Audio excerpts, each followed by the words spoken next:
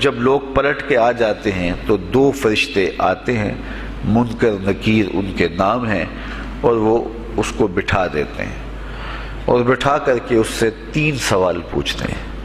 پہلا سوال یہ ہوتا ہے من ربک، تیرا رب کون ہے؟ اب کوئی مانے یا نہ مانے، رب تو سب کا اللہ ہی ہے۔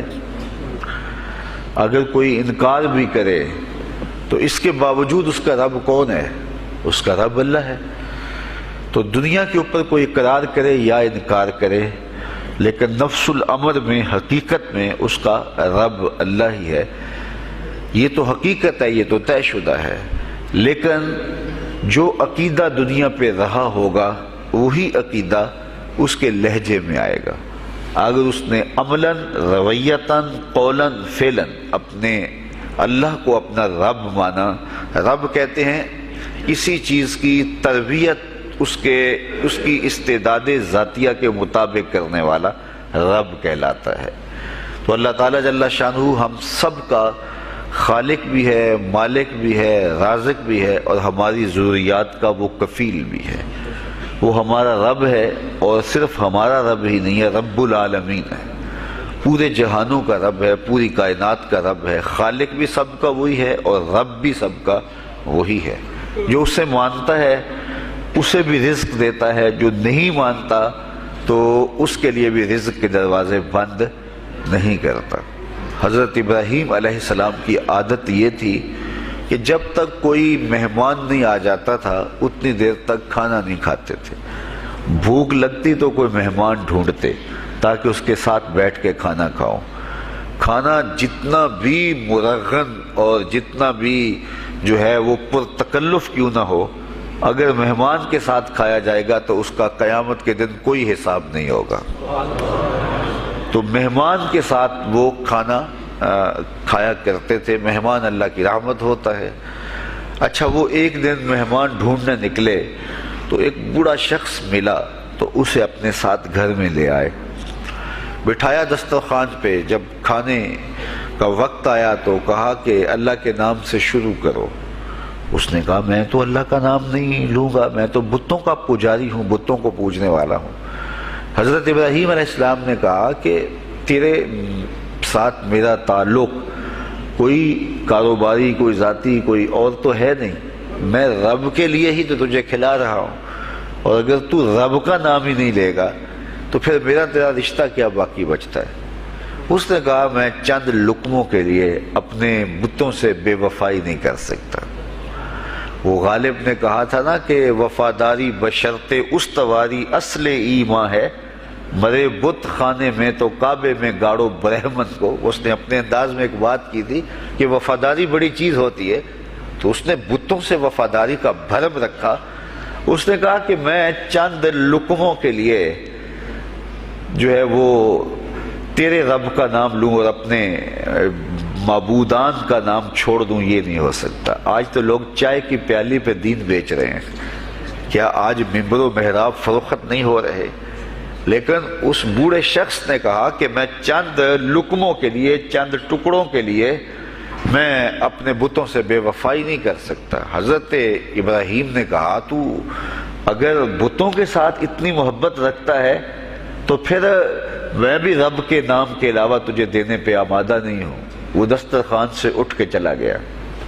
وہ چلا گیا تو جبریل امین حاضر خدمت ہوئے، رب کا سلام دیا۔ اے ابراہیم، رب سلام دیتا ہے اور فرماتا ہے تو نے آج میرا ایک بندہ ناراض کر دیا۔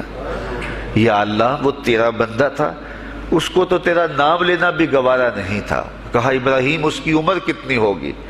یا اللہ 80 سال کے قریب ہوگی۔ کہا اتنا عرصہ ہو گیا میں اس کو رزق دے رہا ہوں، تو ایک دن نہیں کھلا سکا؟ اب ابراہیم علیہ السلام اس کو ڈھونڈنے نکلے ہیں۔ وہ کسی پہاڑ پہ چڑھ رہا تھا، دور سے آواز دی، او میاں آ جاؤ، کھانا ٹھنڈا ہو رہا ہے۔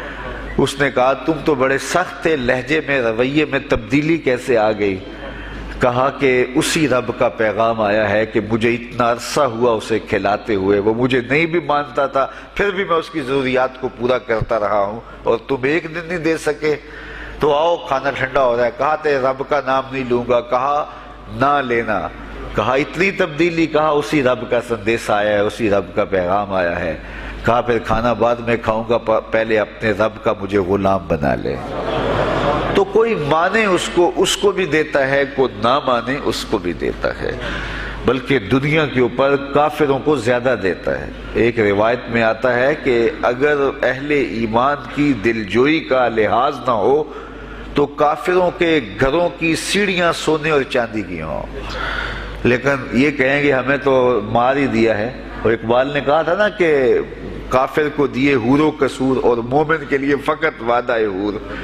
تو اس لیے ان کی دلجوئی ہے، ورنہ کافروں کو اتنا دور، چونکہ ان کا حصہ آخرت میں نہیں ہے، ان کا حصہ صرف دنیا ہے۔ دنیا پہ عیش کریں، دنیا پہ عیش و عشرت کی زندگی گزارے، دنیا ہی دنیا، آخرت میں ان کا کوئی حصہ نہیں۔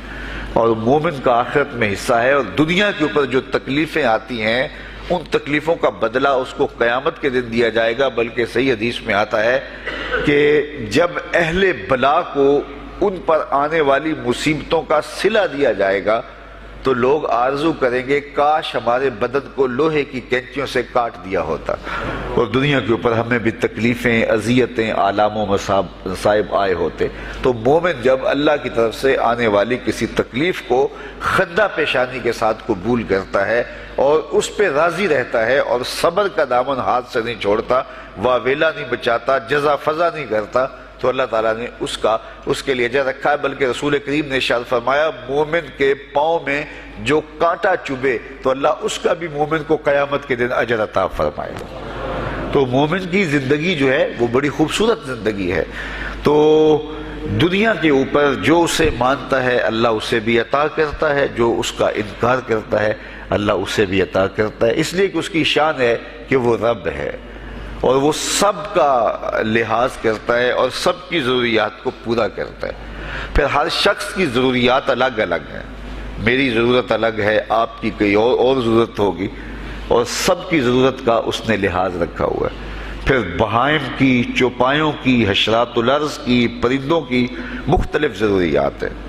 اڑنے والوں پرندوں کی ضروریات الگ ہے، پانی کے جانوروں کی ضروریات الگ ہیں، اس طرح حشرات الارض کی ضروریات الگ ہیں اور درندوں کی ضروریات الگ ہیں۔ یہاں تو ہم ایک آدھ کلو گوشت ہو تو گھر کے سارے افراد اس سے گزارا کر لیتے ہیں، لیکن شیر کو اور چیتے کو جو ہے وہ منوں کے حساب سے روزانہ چاہیے، رب ان کو روزانہ فراہم کرتا ہے۔ یہ پنساری کے پاس جائیں، اگر آپ کو ڈاکٹر یا حکیم لکھ دے کہ یہ آپ کو خالص سچے موتی چاہیے، اس کی کوئی چیز آپ کو بنا کے دیں گے تو آپ ہزاروں لاکھوں روپے خرچ کرتے ہیں، پھر بھی بعض کا اعتماد نہیں ہوتا کہ یہ بالکل 1 نمبر ہے یا 2 نمبر۔ تو رتی، ماشی اور تولوں کے اندر آپ ان کو خریدتے ہیں اور وہ بھی آپ کو گمان ہوتا ہے کہ پتہ نہیں خالص ہیں یا ناخالص، لیکن دنیا کے اوپر لاکھوں کروڑوں پرندے پائے جاتے ہیں، جانور پائے جاتے ہیں، ہنس، اور وہ کھاتا ہی سچے موتی ہے۔ صبح کو بھی، شام کو بھی، دوپہر کو بھی اللہ سب کو پیٹ بھر کے کھانے کے لیے عطا فرماتا ہے۔ تو جس کی جو ضرورت ہے وہ رب ہے، اس ضرورت کو پورا کرتا ہے۔ تو ہم اگر اللہ تعالیٰ کو رب مان لیں حقیقی معنوں کے اندر تو ہماری زندگی کی پریشانیاں، ہماری زندگی کے دکھ مٹ جاتے ہیں۔ مصیبتیں اس وقت آتی ہیں اور اس وقت پریشانی لگی رہتی ہے، دھڑکا لگا رہتا ہے کہ جب انسان جو ہے وہ سمجھتا ہے کہ میں ہی جو ہے وہ کچھ کرنے والا ہوں۔ وَمَا مِن دَابَّةٍ فِي الْأَرْضِ إِلَّا عَلَى اللَّهِ رِزْقُهَا، زمین پر چلنے والی، رینگنے والی کوئی چیز نہیں جس کا رزق اللہ کے ذمہ کرم پہ نہ ہو۔ تو جب انسان اس عقیدے کو اپنی روح میں، اپنے باطن میں اتار لیتا ہے تو پھر اس کی زندگی سوکھی ہو جاتی ہے کہ وہ میرا خالق بھی ہے اور وہ میرا رب بھی ہے، اور یہ یقین انسان کی زندگی کے اندر اعتماد، روشنیاں اور توکل بھر دیتا ہے۔ بلکہ ایک حدیث میں آیا کہ جس طرح توکل کرنے کا حق ہے اگر وہ تم ادا کرو تو اللہ تمہیں ایسے رزق عطا فرمائے جس طرح پرندوں کو عطا فرماتا ہے۔ وہ جب صبح نکلتے ہیں تو ان کے پیٹ خالی ہوتے ہیں اور انہیں پتہ نہیں ہوتا کہ کہاں سے رزق مل رہا ہے، اور جب وہ شام کو آتے ہیں تو ان کا پیٹ بھرا ہوا ہوتا ہے۔ بند توکل، پنچھی اڑ دے، خرچ نہ پلے زیرا ہو، سلطان باہو فرماتے ہیں کہ انہیں کوئی نہیں پتا ہوتا کہ فلاں جگہ پہ جانا ہے، لیکن کبھی ایسا نہیں ہوا کہ وہ بھوک سے مر گئے ہوں اور انہیں کچھ ملا نہ ہو، تو وہ خالی پیٹ کبھی نہیں آتے، وہ اللہ تعالیٰ ان کو رزق نصیب فرماتا ہے، وہ سب کا رب ہے۔ تو اگر ہم اپنے رویے سے، اپنے عمل سے، اپنے عقیدے سے واقعی اللہ کو رب مانتے ہیں، تو پھر قبر میں جب سوال ہوگا من ربوں کا، تیرا رب کون ہے، تو پھر کبھی بھی جواب دیتے جھجک محسوس نہیں ہوگی۔ بندہ عرض کرے گا رب اللہ، میرا رب اللہ ہے اور میں اسی کو اپنا رب مانتا ہوں، میری ضروریات کی کفالت بھی اسی کے ذمہ کرم پہ، اور میرا تیقن، میرا یقین کہ وہ میرا رب ہے۔ یہ پہلا سوال ہوگا۔ دوسرا سوال قبر میں ہوگا، اور وہ یہ ہوگا کہ ما دینوں کا، تیرا دین کون سا ہے؟ مختلف ادیان دنیا کے اوپر موجود ہیں، لیکن اسلام کے بعد اب کسی اور دین کو قبول نہیں کیا جائے گا۔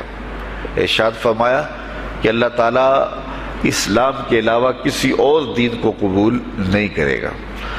تو یہ اگر میں اپنے عمل سے، اپنے رویے سے، اپنے طرز زندگی سے، اپنے انداز معاشرت سے اسلام کو اپنے اوپر غالب کر لیا، تو پھر قبر میں جواب دیتے ہوئے کوئی جھجک محسوس نہیں ہوگی۔ بندہ عرض کرے گا کہ دینی الاسلام، میرا دین اسلام ہے، میرا طرز زندگی، میرا انداز معاشرت، میرا سبھی کچھ اسلام کی مطابقت میں تھا، اور میں اسی کو اپنا دین مانتا ہوں، صرف زبان سے نہیں، اپنے رویے سے بھی، اپنے طرز زندگی سے بھی، اپنے انداز معاشرت سے بھی۔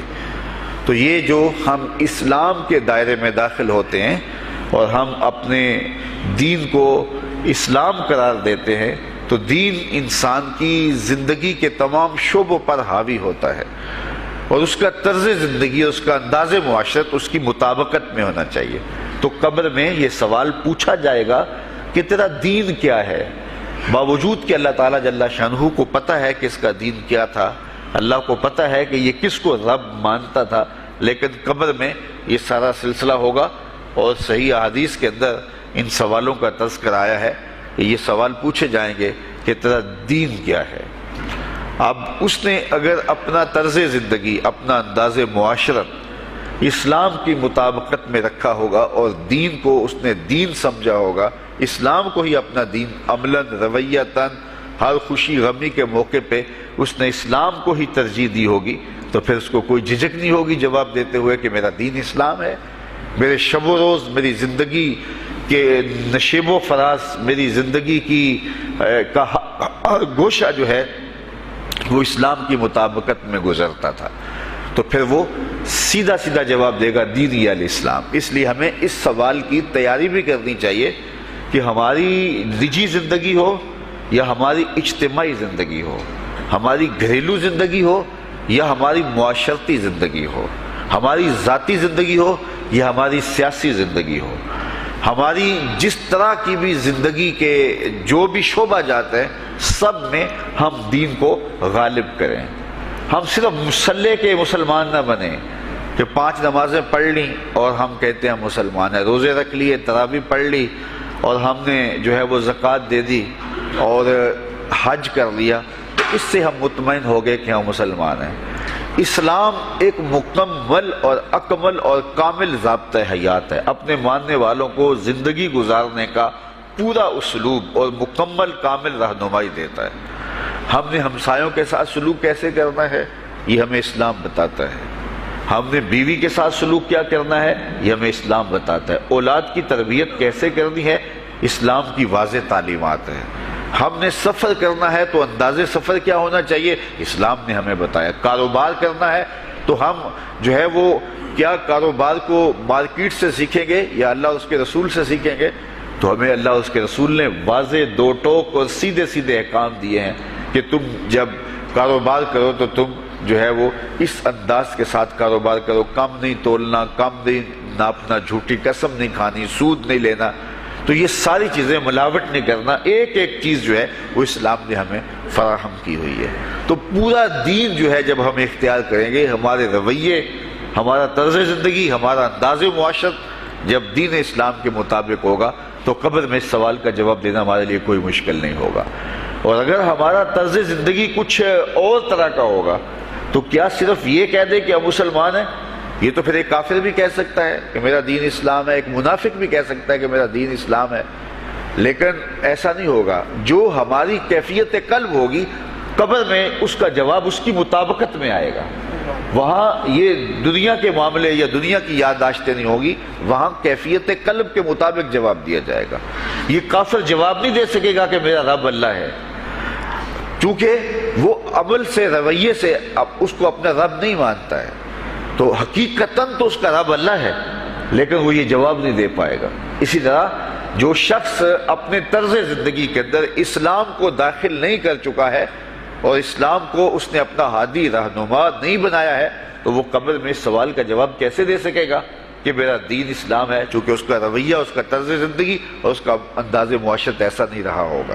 اس لیے ہمیں اپنی زندگی کے شب و روز کو اسلامی تعلیمات کے سانچے میں مکمل اور کامل طور پہ ڈھالنا ہوگا، تاکہ جب قبر میں سوال ہو تو ہم جواب دے سکیں کہ ہمارا دین اسلام ہے۔ تیسرا سوال جس پہ فیصلہ ہو جائے گا، اور اس کے بعد قبر میں یا جنت کا دروازہ کھول دیا جائے گا یا جہنم کی کھڑکی کھول دی جائے گی، وہ سوال تیسرا کیا ہوگا؟ اور وہ سوال بھی عقیدے کا ہے، بلکہ بخاری شریف کی ایک روایت کے مطابق 3 سوال نہیں ہوں گے، ایک ہی سوال ہوگا، اور وہ یہ تیسرا سوال ہوگا۔ فرشتے پھر پوچھیں گے حضور علیہ الصلوۃ والسلام کے روضہ دور سے اور قبر کے درمیان سے پردے ہٹا دیے جائیں گے، اور رسول کریم صلی اللہ علیہ وسلم سامنے ہوں گے، اور فرشتہ حضور کی طرف اشارہ کر کے کہے گا ما کنت تقول فی ھذا الرجل، ان کے بارے میں زندگی میں کیا کہا کرتا تھا۔ یہاں یہ نہیں ہے کہ تو نے کیا کہا تھا یا اب کیا کہتا ہے۔ جب مضارع کے اوپر کانا یا جو ہے وہ کانا کے مشتقات داخل ہوں تو پھر وہ ماضی استمراری کا جو ہے وہ معنی دیتا ہے۔ تو ما کنت تقول کا معنی یہ ہے کہ تو کیا کہا کرتا تھا، تیرا لہجہ کیا تھا، تیری زبان کیا تھی، ان کے بارے میں تیری رائے کیا تھی، تو کیا بولا کرتا تھا، کیا کہا کرتا تھا۔ تو یہ حضور علیہ الصلوۃ والسلام سامنے ہوں گے اور یہ سوال پوچھا جائے گا۔ اب ابو جہل سے پوچھا جائے گا ما کنت تقول فی ھذا الرجل، تو وہ کہے گا ہے ہاتھ لا ادری، ہائے افسوس میں نہیں جانتا یہ ہیں کون۔ ابو لہب سے پوچھا جائے گا، وہ کہے گا ہے ہاتھ لا ادری، ہائے افسوس میں نہیں جانتا یہ کون ہے۔ اچھا جانتا نہیں تو پتھر کس کو مارتا تھا، جانتا نہیں تو گڑے کس کی راہوں میں کھدواتا تھا، جانتا نہیں تو اوجریاں کس کے اوپر ڈلوایا کرتا تھا۔ آنکھیں پھاڑ پھاڑ کے تو ساری زندگی دیکھتا رہا، لیکن آج ابو جہل قبر میں اترا، حضور کی صورت نورانی سامنے ہے، اور پوچھا گیا کہ یہ کون ہے، یہ نورانی چہرے والے کون ہیں؟ تو ابو جہل کہتا ہے ہائے افسوس میں نہیں جانتا یہ کون ہے۔ اچھا جانتا نہیں تو پھر پتھر کس کو مارتا تھا؟ اللہ اکبر۔ اور 14 صدیاں گزرنے کے بعد ایک مومن لحد میں اترتا ہے اور پردے ہٹا دیے جاتے ہیں، اور منکر نکیر سوال کرتے ہیں عامر چیمہ بتا یہ کون ہے؟ وہ کہتا ہے پیچھے ہٹو، پہلے پائے ناز کو بوسہ تو کر لینے تو، میں تو مر کے پہنچا ہوں یہاں اس دل ربا کے واسطے، یہ تو میرے بخت جاگے کہ وہ میری قبر میں آئے۔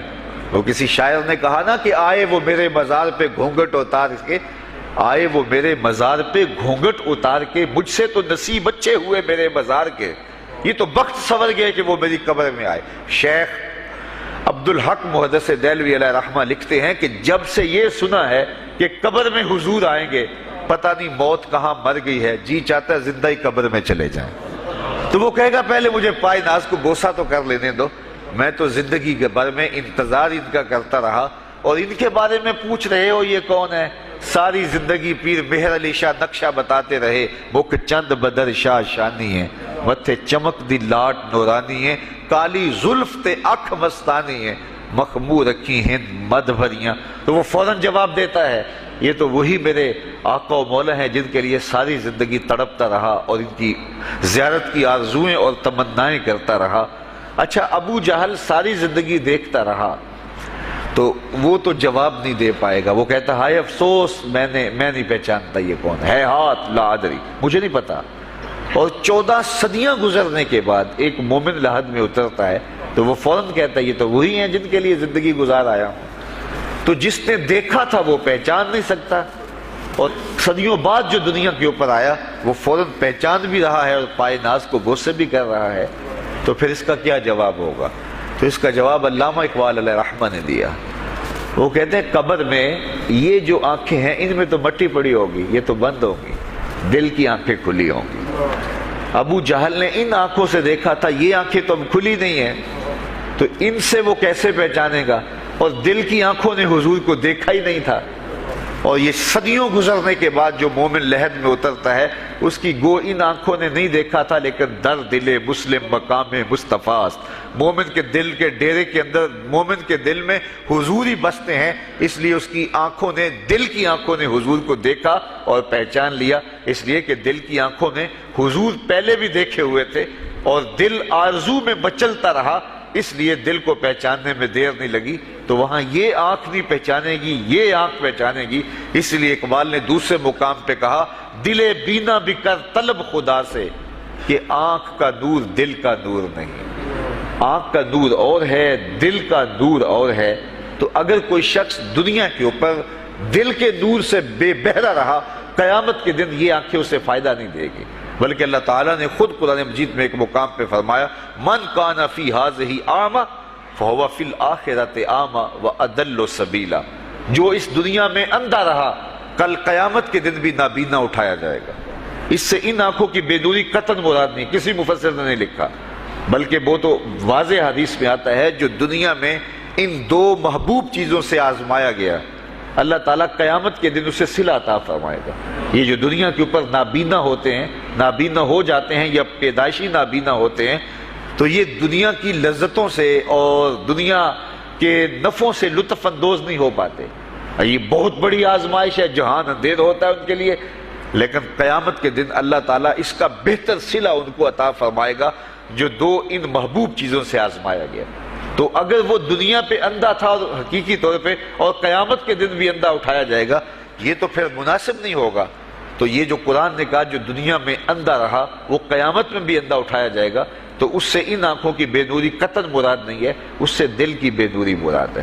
تو دل اگر بینا ہوا، دل اگر روشن ہوا، تو پھر قبر کے اندر بھی دل دے دیوے دی روشنائی جاوے وچ زمینہ، تو پھر وہ معرفت رسول کا سبب ہوگا دل کا اجالا، اور پھر حشر کے اندر بھی جو ہے وہ دل کی آنکھیں روشن ہوں گی۔ تو جس نے اپنے قلب کو نور معرفت سے، نور ایمان سے اور نور محبت سے منور نہیں کیا ہے، تو وہ قبر کے اندر، حشر کے اندر نابینا ہی اٹھایا جائے گا، اور یہ قرآن کی صریح نص ہے۔ تو اب ابو جہل نے ان آنکھوں سے دیکھا ہے، لیکن جب سوال ہوتا ہے بتاؤ یہ کون ہے، تو وہ کہتے ہیں ہے ہاتھ لا ادری، افسوس میں نہیں جانتا۔ اور صدیاں گزرنے کے بعد ایک مومن لحد میں اترتا ہے، ظاہری ملاقات بھی نہیں ہے، جب اسے پوچھا جاتا ہے یہ کون ہے، تو وہ کہتا ہوا محمد صلی اللہ علیہ وسلم، یہ تو وہی آقا ہیں جن کے لیے ساری زندگی، جن کے تذکروں کی خوشبو سونگھتا رہا ہوں، تو مجھے تو جو ہے وہ ان کے پائے ناز کو بوسہ کر لینے دو۔ تو بتاؤ اس کے دل کی آنکھوں نے حضور کی معرفت حاصل کی اور حضور کو پہچان لیا، تو دل بینا بھی کر طلب خدا سے کہ آنکھ کا نور دل کا نور نہیں۔